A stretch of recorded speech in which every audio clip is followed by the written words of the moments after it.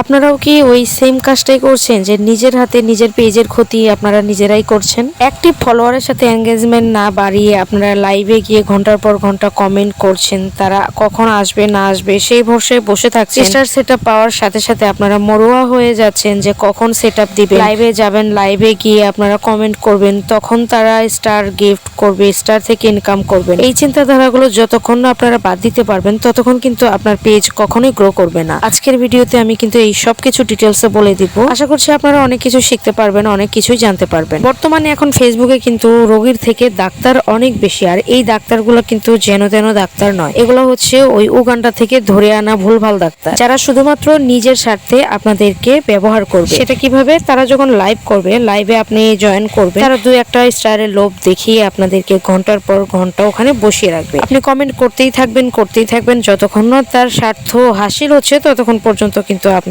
ওরা বলবে যে কমেন্ট করতেই থাকেন। অথচ কমেন্ট দেখতেই আছে, তারপরও বলবে কমেন্ট শো করছে না, কমেন্ট ফিল্টার হয়ে যাচ্ছে। অর্থাৎ আপনি আরো কমেন্ট করুন, তার এনগেজমেন্ট আরো বাড়িয়ে দিন, তার পরবর্তীতে আপনার কমেন্ট দেখবে, কমেন্ট ধরে আপনার পরিবারে যাবে, 2-4টা স্টার দিয়ে আসবে, আর আপনারা মনে করবেন ওই 2-4টা স্টারের জন্য আপনার পেজটা গ্রো করছেন। না, এভাবে কিন্তু ভুল করছেন। লাইভে গিয়ে বসে 2-1টা কমেন্ট আসবে, ফলোয়ার আসবে, স্টার আসবে, কিন্তু এর ফলে কিন্তু আপনার ভিডিও থেকে ভিউজ কমে যাবে, আপনার পেজ কিন্তু একদম ডাউন হয়ে যাবে। তো এই জিনিসগুলো থেকে একটু সাবধানে থাকাই আমার কাছে ভালো মনে হয়। আপনারা বরং অ্যাক্টিভ ফলোয়ার খুঁজুন, আর এই অ্যাক্টিভ ফলোয়ার গুলো কিন্তু ভিডিওর কমেন্ট বক্সে যারা কমেন্ট করে এরাই কিন্তু অ্যাক্টিভ। তাদেরকে রিপ্লাই কমেন্ট করে আপনার পরিবারে নিয়ে আসুন। এদের কারণেই আপনার পেজ তাড়াতাড়ি গ্রো হবে, ভিউজ হবে দ্বিগুণ। আর বি অনেস্ট, আরেকটা টিপস দেই, সেটা হচ্ছে অনেকেই বলবে যে বেশি বেশি রিপ্লাই কমেন্ট করবেন, এতে করে আপনার এনগেজমেন্ট বাড়বে। ভাই, রিপ্লাই কমেন্ট করলে আপনার এনগেজমেন্ট বাড়বে নাকি তার এনগেজমেন্ট বাড়বে? এগুলো হচ্ছে বোকাদের কথা।